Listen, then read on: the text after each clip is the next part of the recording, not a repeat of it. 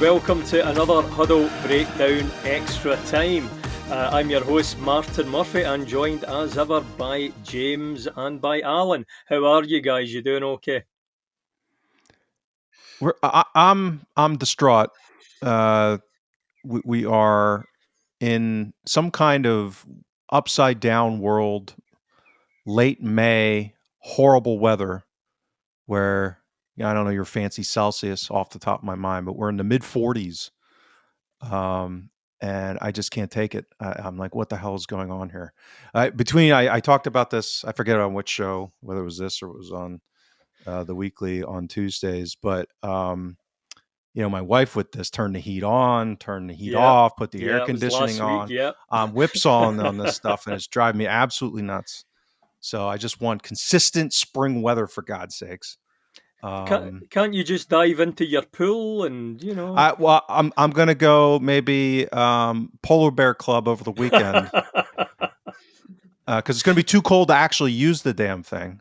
And That's good for you diving into cold water. I've been in the well, I North know Sea I and need to knock some sense into myself. But I'm people not go to paying all that. private schools in this country just to get freezing cold showers and all the rest of it. Send their Yeah, kids to it.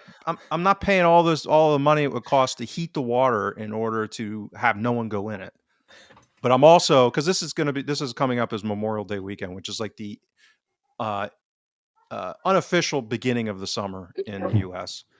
And so that's why I open the pool when I do, is to have it ready for.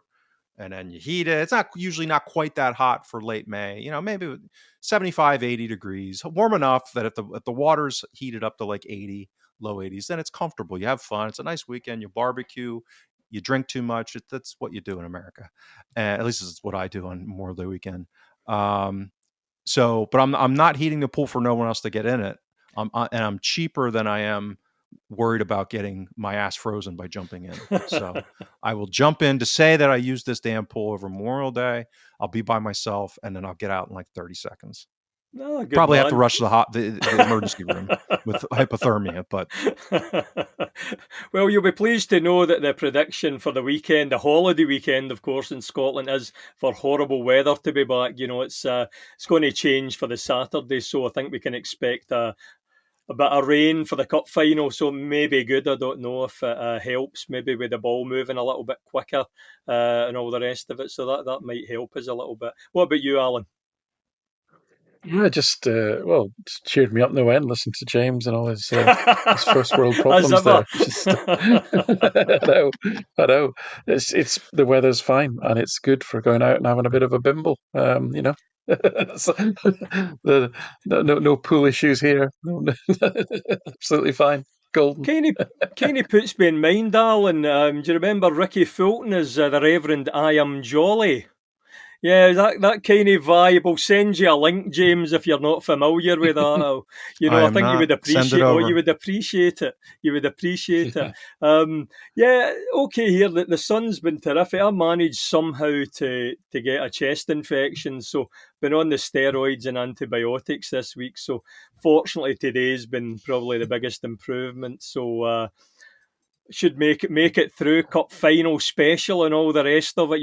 Couldn't possibly miss that. Lots of lemsip and all the rest of it. So an action-packed show again today. Of course, a little bit later we'll be joined by our friend Gavin MacPhee, the Aberdeen fan from AFC 1903. If you want to find any of Gavin's information, regular subscribers will know Gavin well, of course, from his previous appearances. So something to look forward to get the Aberdeen point of view. Obviously, we'll be getting into the Celtic side of things in a little bit of depth in our usual deep dive. But it being a cup final, I thought we'd maybe try a 4-hour special today, guys, with a lot of factoids. What are you, Joe Rogan? What the hell are you doing? Well, we might cut it a bit shorter than that. But yeah, a few cup final pointers, and also, of course, Poetry Corner before the end. So usual value for money, I would suggest, folks, in the Thinking Fans podcast. So couple of little questions to start us off with, guys. Come to you first of all, James. How many times have we met Aberdeen in a Scottish Cup final prior to Saturday? Okay. Boy, see, I'm not great on the extended history on this kind of stuff. So I'm gonna say it's probably not that high. I'm gonna say 5. That's not too bad at all, actually. We've come across them 7 times in 7. Scottish Okay. Cup finals. Celtic have won 4, Aberdeen have won 3. Last time was 1990. Aberdeen beat us. They had three wins in a row, 1970, 1984, both of them very controversial. Then, of course, the penalty shootout.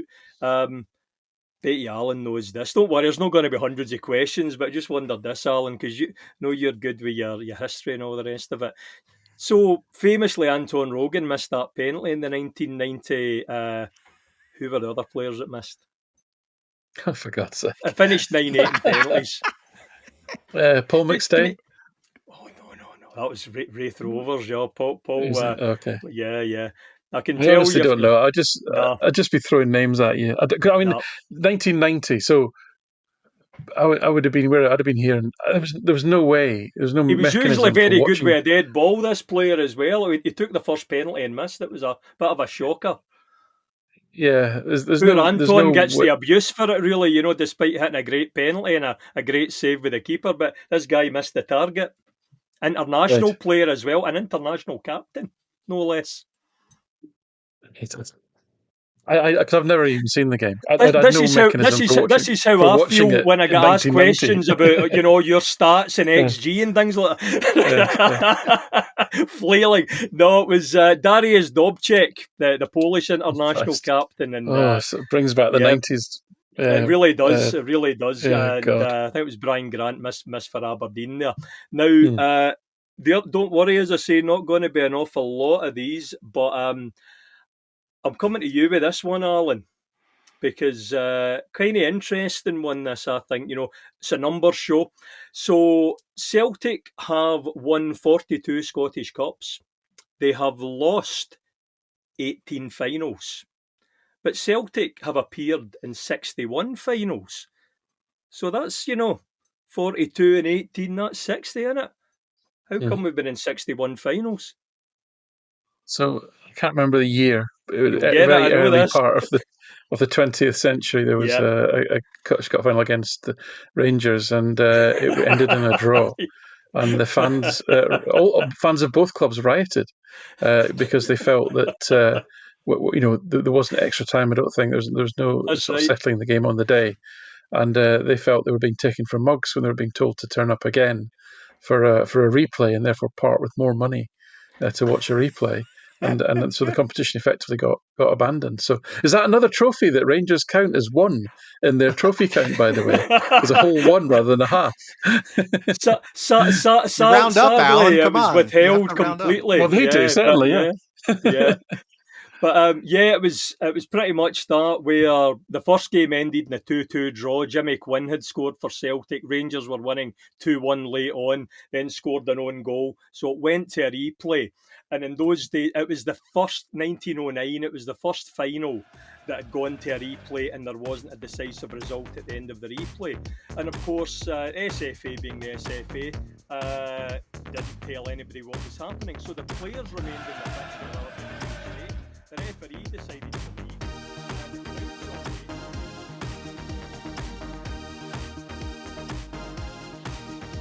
We hope you enjoyed this free preview from all of us here at the Huddle Breakdown.